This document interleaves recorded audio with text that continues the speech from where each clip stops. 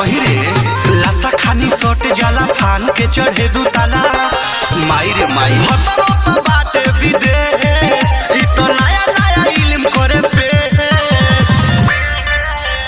छिनारा देवारे रे देवारे रे देवारे रे देखावे अजगर रे गोरे रे गोरे छिनारा देवारे रे देवारे रे देवारे रे देखावे अजगर रे गोरे रे देवारे रे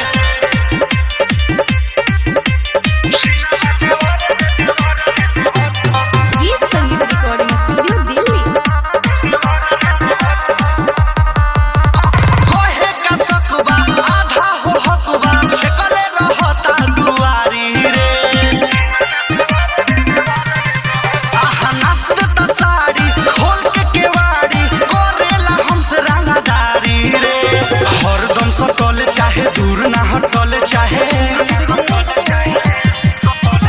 हरदम सटल चाहे दूर ना हटल चाहे रे रे दिलवा को देई के चोट धरावे लागे नमरी के note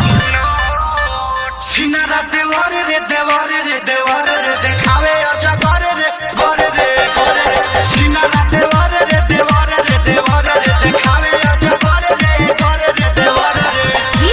recording studio Delhi music by Ajit Sinha